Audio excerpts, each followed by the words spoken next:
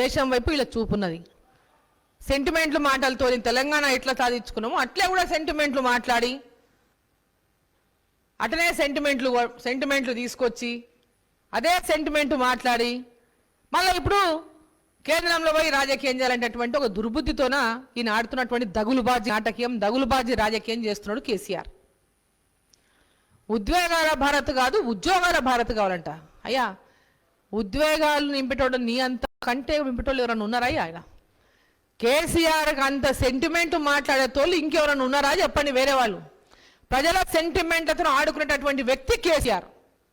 ప్రజల సెంటిమెంట్ని క్యాష్ చేసుకునేటటువంటి అహర్నిశలు ఆలోచించేటటువంటి వ్యక్తి కేసీఆర్. నీవు ప్రజల యొక్క సెంటిమెంట్లని ఎట్లా క్యాష్ చేసుకునాలి, వాళ్ళని ఏ విధంగా మోసం చేయాలి, సెంటిమెంట్లతో వాళ్ళని ఏ విధంగా వంచాలనేటటువంటి ఒక నేర్పున్నటువంటి మాటకారివి కేసీఆర్ గారు. మీరు ఈరోజు భారతదేశం ప్రపంచ దేశాల్లోకెల్లా ప్రతి ఒక్కరు కూడా భారతదేశం వైపు చూస్తుంటే, నరేంద్ర మోదీ గారి యొక్క నాయకత్వం వైపు చూస్తుంటే చూసి జీర్ణించుకున్నటువంటి మీలాంటి దగులుబాజీలు దేశ రక్షణ పైన, దేశ సైనికుల పైన విమర్శించి అవమానంగా మాట్లాడేటటువంటి మీలాంటి దగులుబాజీలు మరి దేశభక్తి ఉంటే ఈ విధంగా మాట్లాడరు. మీరు దేశభక్తి లేని వాళ్ళే ఈ విధమైనటువంటి మాటలు మాట్లాడతారు. ఈరోజు నరేంద్ర మోదీ గారు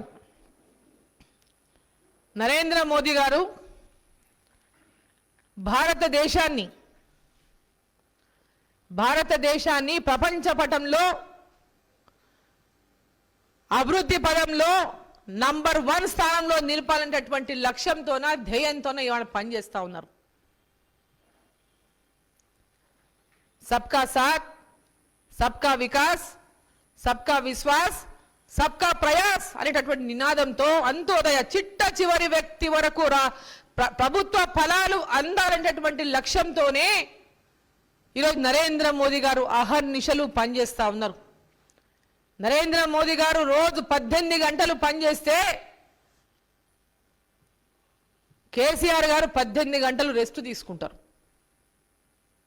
మిగతా 6 గంటలైనా తన రాజకీయము, తన కుర్చీ ఏ విధంగా కాపాడుకోవాలో దాని ప్రయత్నమే చేస్తారు తప్ప ప్రజల గురించి మటుకు ఆలోచించరు. నరేంద్ర మోదీ గారు అహర్నిశలు ఈ దేశం గురించి, దేశ ప్రజల గురించి, దేశ ప్రజల అభివృద్ధి గురించి, దేశం యువత గురించి, దేశ భవిష్యత్తు గురించి అహర్నిశలు ఆలోచిస్తున్నటువంటి వ్యక్తి ఈ దేశ ప్రధాని నరేంద్ర మోదీ గారు.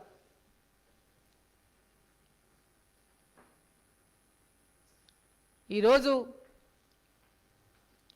డబుల్ ఇంజన్ సర్కార్ కాదు, గ్రోత్ ఇంజన్ సర్కార్ అన్నారు కేసీఆర్.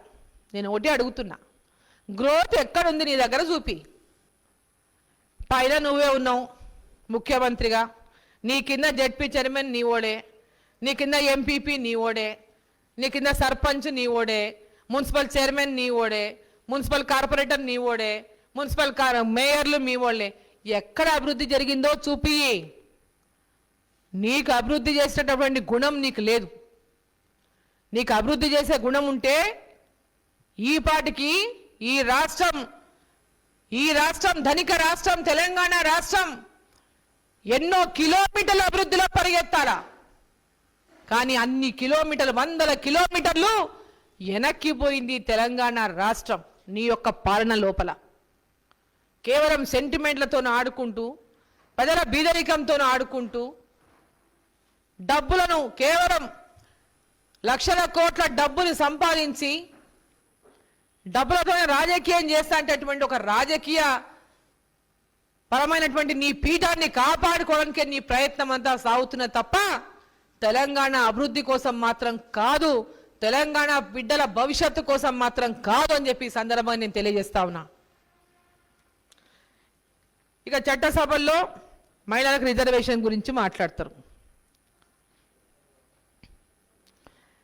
ముఖ్యమంత్రి గారు అసలు ఆ మాట అది నోటికి రాకూడదు. ఎందుకంటే ముఖ్యమంత్రి గారికి మహిళలంటే గౌరవమే లేదు. ఫస్ట్ థింగ్, మహిళలంటే చాలా చిన్న చూపు. తన మొట్టమొదటి క్యాబినెట్లో ఈ రాష్ట్ర ప్రభుత్వం ఏర్పడ్డ తర్వాత ముఖ్యమంత్రి గారి క్యాబినెట్లో ఎంతమంది మహిళలు ఉన్నారో చెప్పారు. ఫస్ట్ ఎంతమంది మహిళలు తన క్యాబినెట్లో ఉండిరి. ఇప్పుడు కూడా నీకు మహిళల మీద ప్రేమ ఉండడం చాలా గొప్ప విషయంగానే నేను భావిస్తాను. అంత ప్రేమ మీకు వచ్చిన సంతోషం. మహిళల మీద ఈనాటికైనా మీకు 33% రిజర్వేషన్ కావాలనేటటువంటి మాట్లాడేందుకు సంతోషం. ముందు మీ క్యాబినెట్లో 33% విమెన్కి క్యాబినెట్లో అవకాశాలు ఇవ్వండి. మీ క్యాబినెట్లో మహిళలకు 33% మందికి అవకాశాలు ఇవ్వండి.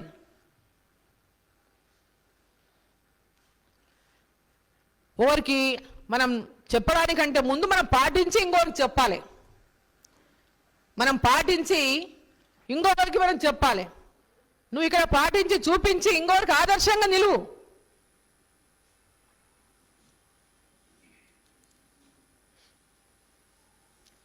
ఈరోజు దేశమంతా కూడా అన్ని రాష్ట్రాలు పెట్రోల్ రేట్లు పెరిగినాయి, డీజిల్ రేట్లు పెరిగినాయి. అన్ని రాష్ట్రాలు రేట్లు పెట్రోల్ డీజిల్ మీద ధర తగ్గిస్తే మన రాష్ట్ర ప్రభుత్వం కేసీఆర్ మాత్రం తగ్గలే, ఒక్క పైసా తగ్గలే. దాని గురించి చెప్పండి కేసీఆర్ గారు. ఈ రాష్ట్ర ముఖ్యమంత్రిగా ధరలను అదుపులో పెట్టాల్సిన బాధ్యత మీది. ఈ రాష్ట్ర ముఖ్యమంత్రి బాధ్యత మీది. ఈ రాష్ట్ర ప్రజలు మీకు ఓటేసిండ్రు, మిమ్మల్ని అధికారంలో కూర్చోబెట్టిండ్రు, మిమ్మల్ని ముఖ్యమంత్రిగా చేసిండ్రు. మీరు చేయాల్సిన బాధ్యత తప్పించుకోవడానికి కేంద్ర ప్రభుత్వం మీద బట్టగాలు చేయొద్దు. భారతీయ జనతా పార్టీ ఇక్కడ గెలిపించలే, తప్పకుండా భవిష్యత్తులో గెలిపించాలని ప్రజలు ఆరాటపడుతున్నారు. భారతీయ జనతా పార్టీ ఏం చేపిస్తుందో, డబుల్ ఇంజన్ సర్కార్ ఏం చేస్తుందో భవిష్యత్తులో భారతీయ జనతా పార్టీ ఖచ్చితంగా నిరూపించి తీరుతుంది. మీలాంటి వాళ్లకు కళ్ళు తెరిపిస్తుంది.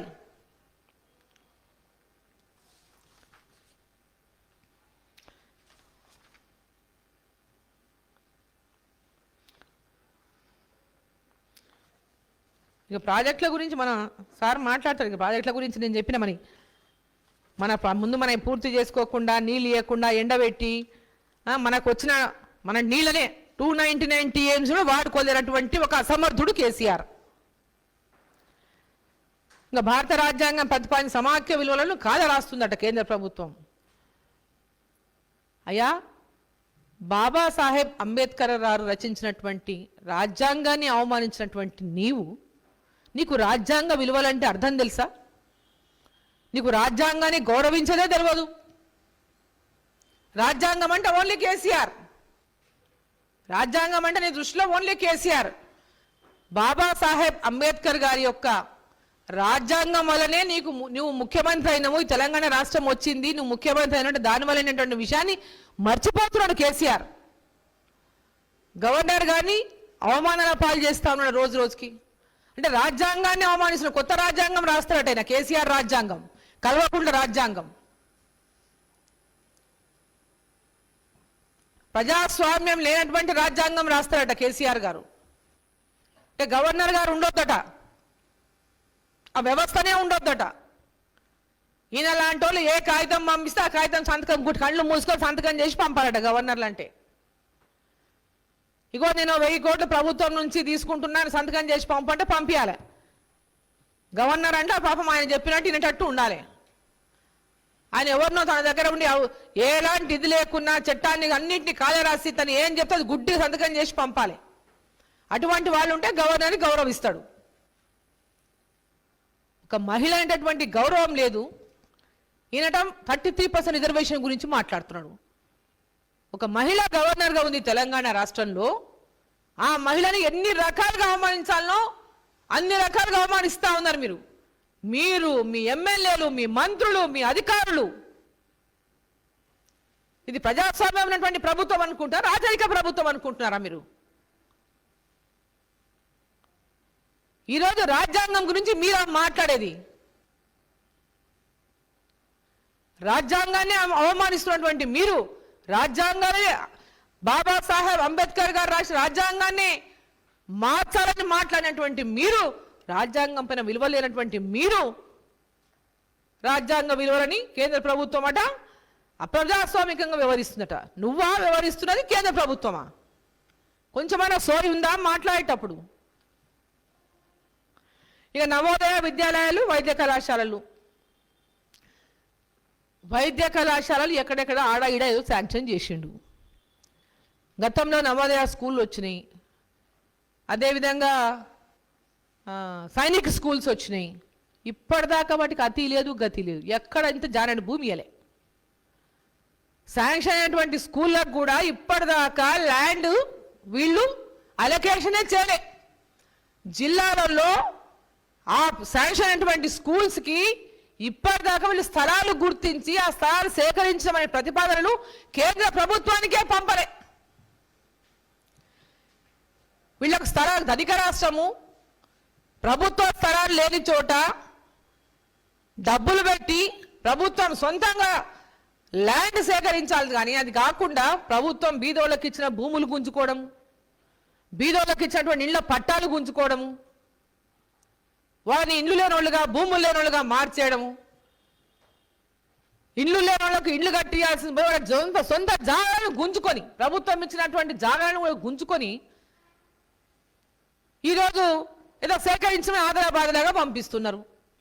అక్కడ ఎలాంటి ఇన్ఫ్రాస్ట్రక్చర్ లేదు. జిల్లా ఆసుపత్రుల్లో మెడికల్ కాలేజీ రావడానికి అవసరమైనటువంటి ఎలాంటి సదుపాయాలు లేవు. గైడ్ లైన్స్ అవసరమైనటువంటి సదుపాయాలు ముందు అక్కడ మొత్తం ఇన్ఫ్రాస్ట్రక్చర్ చేయకుండానే కాలేజీలు శాంక్షన్ ఇచ్చి భూములు లేకుండానే ఉట్టిగా నామమాత్రం మీద కాగితాల మీద చూపించేటటువంటి పరిస్థితి తెలంగాణలో నడుస్తూ ఉంది. కాలేజీలు ఇచ్చినాం, మేము మెడికల్ కాలేజ్ శాంక్షన్ చేసినాం, మేము నర్సింగ్ కాలేజ్ శాంక్షన్ చేసినాం. కేవలం చెప్పుకోవడానికి కాగితాల మీద రాతలుగానే మారిపోతున్నాయి తప్ప ఎక్కడ కూడా వీళ్లకు చిత్తశుద్ధి లేదు.